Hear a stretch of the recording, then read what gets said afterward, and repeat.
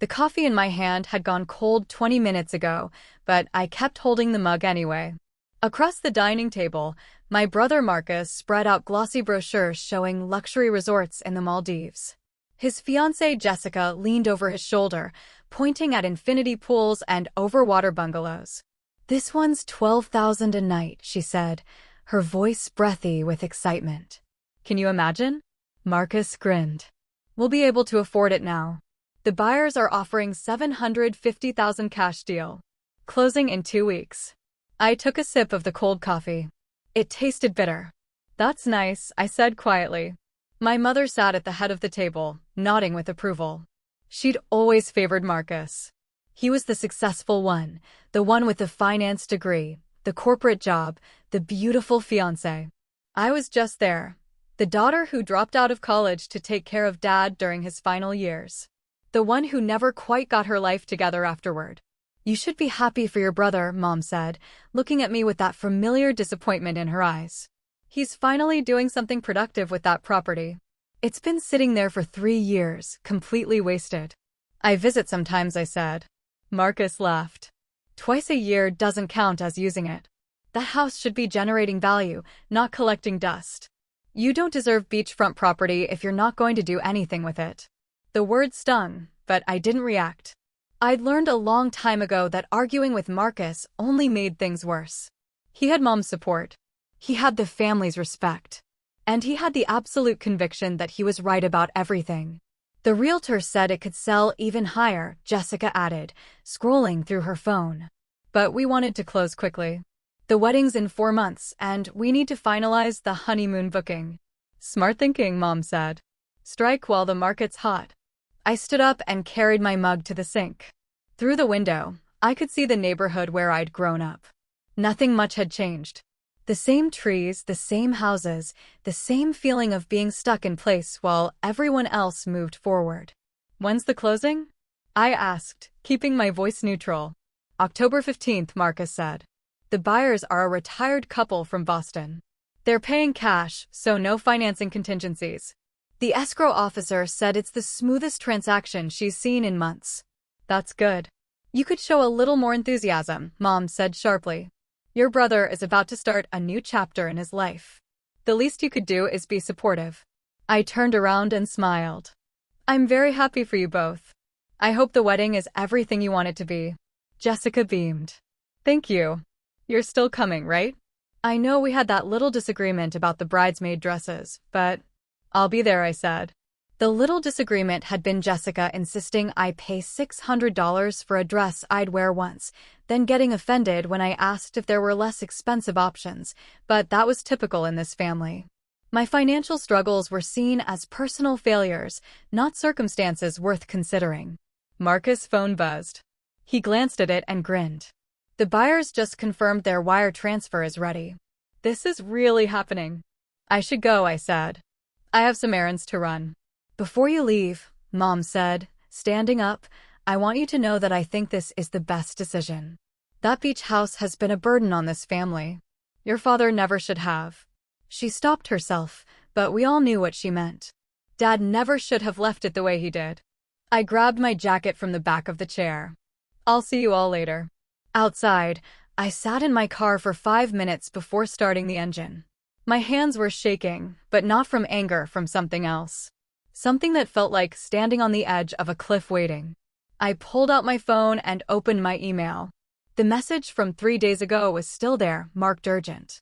The subject line read, "Trust beneficiary notification. Action required."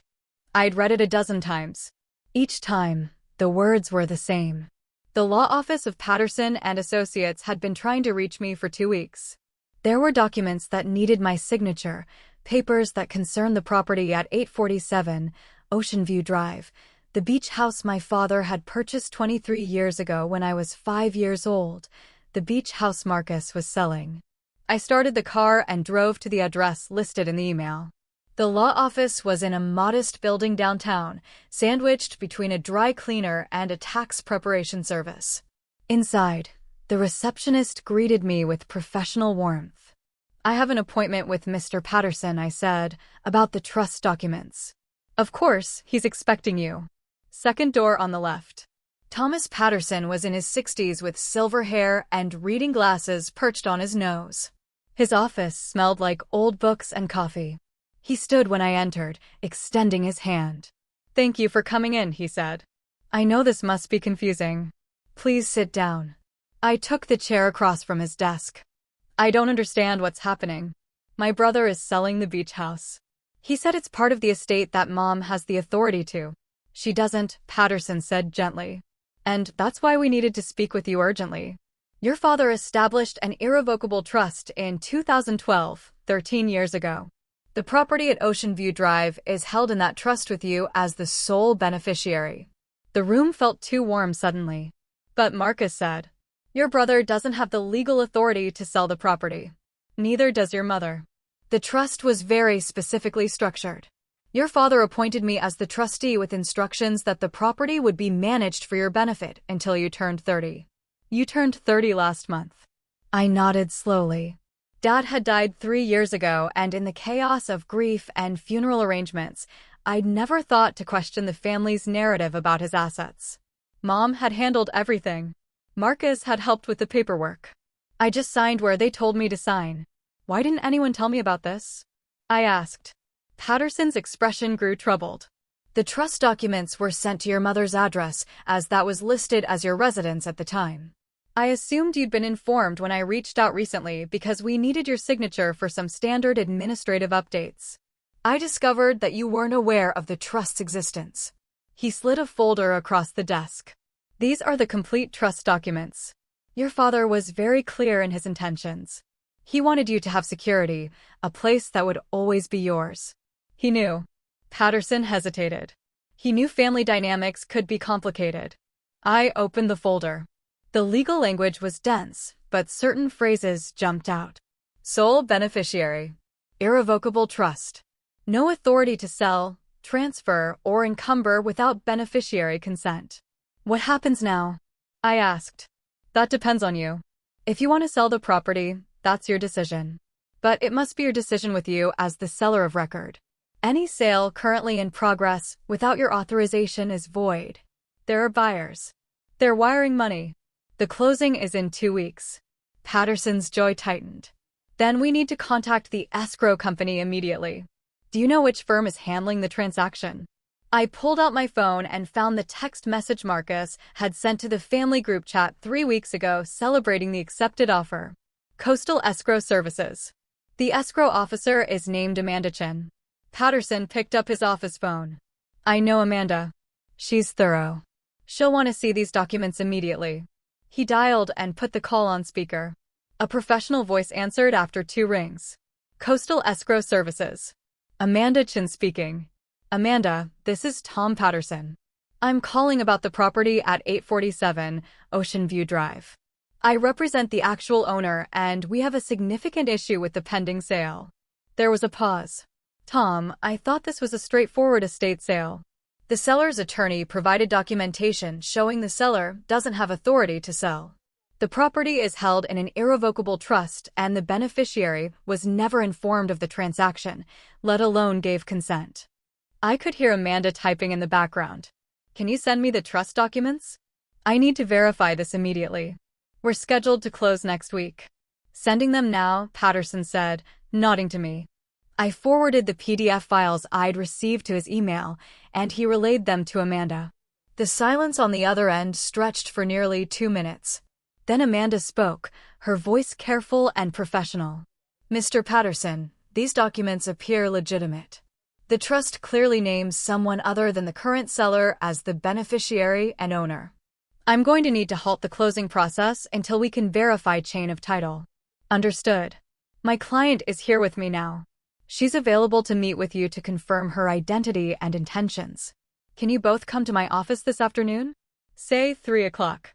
I need to contact all parties involved and inform them of this development." I checked my watch. It was 11:30. "I can be there," I said. 3 o'clock. Then Amanda confirmed. "And Tom, this is going to get complicated. The buyers have already wired their earnest money and the seller has made representations about clear title." "I understand. See you at 3. Patterson hung up and looked at me seriously. Your family is going to be very upset. Are you prepared for that? I thought about all the years of being overlooked, dismissed, treated as the lesser sibling. All the times my struggles had been framed as personal failures, while Marcus' successes had been celebrated as inevitable. Yes, I said. I'm prepared. The next 4 hours passed in a blur. Patterson explained the full scope of the trust. The beach house was just one asset. There was also an investment portfolio that had grown substantially over the past 13 years, and a modest but steady income stream from rental properties Dad had owned in other states. Everything managed quietly by Patterson's firm. Everything meant for me. Your father was a careful planner, Patterson said. He wanted to make sure you'd be taken care of regardless of what happened with the rest of the family. At 2:45, we arrived at Coastal Escrow Service. The office was modern and efficient with glass walls and sleek furniture. Amanda Chin met us in the lobby, a woman in her 40s with sharp eyes and an air of competence. Thank you for coming on short notice, she said, shaking our hands.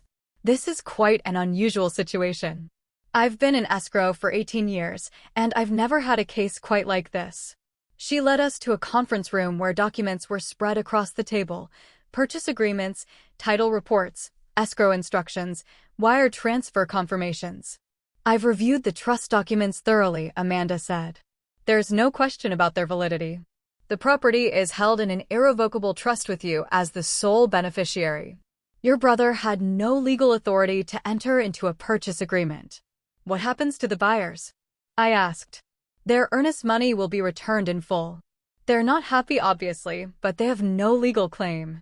The seller misrepresented his authority, which makes the contract void ab initio from the beginning. Amanda pulled out another document. This is where it gets more serious. Your brother signed disclosures stating he had full authority to sell. He represented himself as the owner. That's potentially fraudulent misrepresentation. Patterson leaned forward. Has he been informed yet? I called him an hour ago. He insisted there must be a mistake, that his mother has power of attorney over all estate assets. I told him we needed to meet today, with all parties present to resolve this. He should be here any minute. As if on cue, the lobby door opened. I could see Marcus through the glass wall, his face red, his movements aggressive. Mom was with him, looking imperious and angry.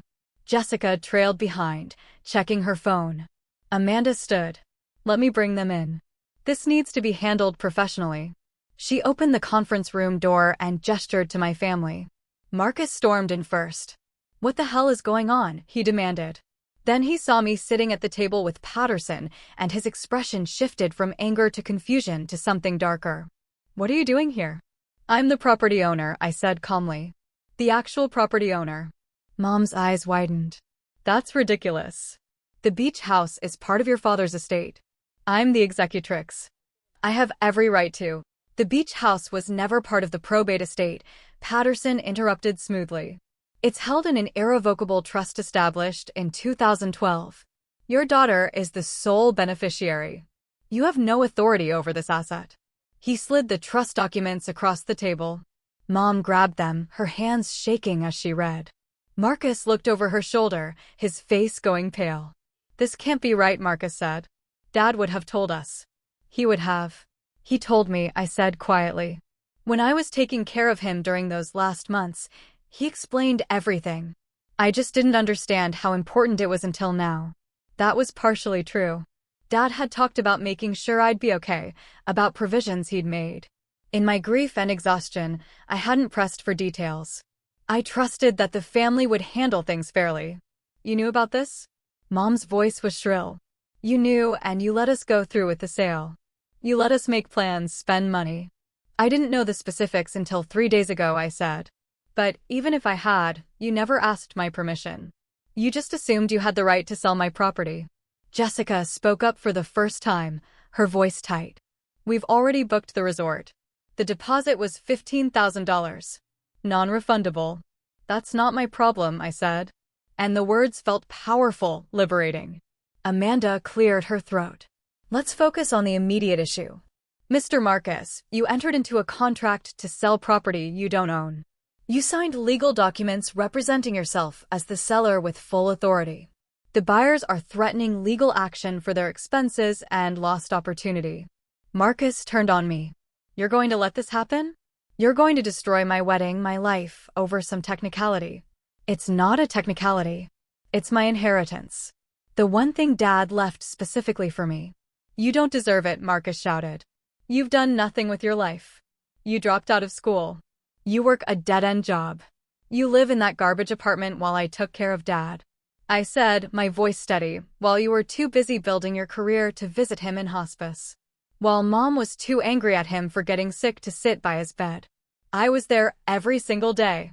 The room went silent. Patterson spoke gently. The legal reality is clear. The sale cannot proceed. The trust assets belong to her, managed for her benefit. Any attempt to sell or transfer them without her written consent is void. Mom's face had gone white. How much? How much is in this trust? Patterson glanced at me. I nodded. The beach house is currently valued at approximately $750,000. The investment portfolio is worth $1.2 million. The rental properties generate about $45,000 annually in net income. All told, the trust assets are worth approximately $2.3 million. Jessica gasped. Marcus looked like he might be sick. $2 million, Mom whispered. He left you $2 million and left us nothing. He left you the house you're living in, mortgage-free, I said. He left you his life insurance. He left Marcus the car collection. He left me the assets that required long-term management because he knew I'd need them more. Amanda was making notes. I need to inform the buyers officially that the sale is void. I also need to return all documents and deposits. Mr. Marcus, you should be aware that they may pursue legal action against you for misrepresentation. Legal action? Jessica's voice cracked. We can't afford lawyers. We spent everything on the wedding planning. Marcus slumped in his chair. This is insane. Dad wouldn't have done this. He wouldn't have cut us out. He didn't cut you out. He just made sure I had security. Something you never thought I needed or deserved. Mom stood abruptly. This is your fault. You've always been manipulative. Always playing the victim. Mrs. Anderson, Patterson said firmly, I'd advise you to stop speaking. Anything you say now could be used in potential legal proceedings. That shut her up. Amanda organized the documents into neat piles. I'll draft a formal notification for all parties. The escrow is canceled. The earnest money will be returned to the buyers. As for the fraud allegations, I want to be clear, I said, looking directly at Marcus. I'm not interested in punishing you. I just want what's mine. If you and the buyers can work out your issues privately, I won't interfere. But the property isn't for sale. Marcus's jaw clenched. So that's it. You get everything and we get nothing. You got to be the golden child for 30 years. I think it evens out. Jessica started crying. Mom grabbed her purse. Marcus just sat there staring at the trust documents like they might change if he looked long enough. Amanda stood. I think we're done here. I'll have the final cancellation documents ready by tomorrow. Tom, your client will need to sign some releases. We'll handle it, Patterson said. My family left without another word. Through the glass wall, I watched them argue in the parking lot. Jessica was sobbing. Mom was gesturing angrily. Marcus just looked defeated. I felt a pang of something, not quite guilt, but not quite triumph either. Are you okay? Patterson asked. I think so. Is it always this hard? Family and money? Always. He gathered his papers. For what it's worth, your father would be proud of how you handled this. He knew you were stronger than they gave you credit for. We left the escrow office as the sun was setting. My phone buzzed constantly. Texts from Marcus, from Mom, from Jessica. I didn't read them. Instead, I drove to the beach house. It was exactly as I remembered. Weathered blue siding, a wide deck overlooking the ocean, windows that caught the last rays of sunlight. I unlocked the door with the key I'd kept on my chain for 3 years, never quite knowing why I couldn't throw it away. Inside, everything was frozen in time. Dad's reading chair by the window, the kitchen where we'd made pancakes on Sunday mornings, the bedroom where I'd slept during those final months, listening to the ocean and his labored breathing through the baby monitor. I walked out onto the deck and watched the waves roll in. My phone buzzed again. This time I looked. It was a text from Marcus. "You've destroyed everything. I hope you're happy." I deleted it and opened my email instead. There was a message from Patterson sent an hour ago. Spoke with Amanda. The buyers are upset but understand the situation. They're not pursuing legal action against you. However, they are demanding Marcus refund their inspection costs and lost opportunity expenses, about $8,000 total. He's trying to claim he didn't know about the trust, but his attorney told him that ignorance isn't a defense when he signed documents claiming ownership authority. Another email, this one from a property management company. Per Mr. Patterson's instructions, we've prepared an analysis of rental income potential for 847 Ocean View Drive.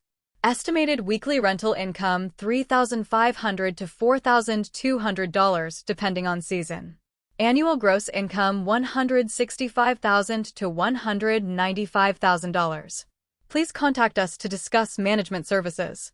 I sat down on the deck stairs and let it all sink in.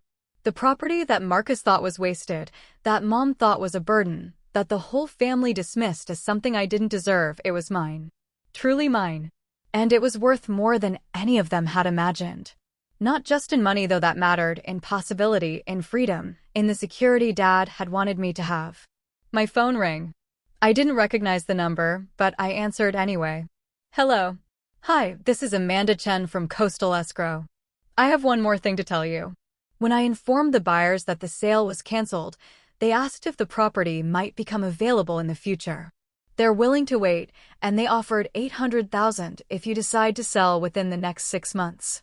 $800,000. Beachfront property is hot right now. And they really love the house, but there's no pressure. Tom told me you're not interested in selling, and I made that clear to them. Thank you, Amanda. I appreciate you handling this so professionally. Of course. And if you do decide to sell someday, or if you need any real estate advice, feel free to call me directly. What your family tried to do, it wasn't right. I'm glad we caught it in time. After she hung up, I sat watching the ocean until the stars came out. Tomorrow, I'd have to deal with the fallout, the angry family members, the canceled wedding plans, the resentment that would probably last years. But tonight, I just sat in the home my father had built for me, listening to the waves, feeling grateful. The escrow officer had discovered the trust documents and everything had changed.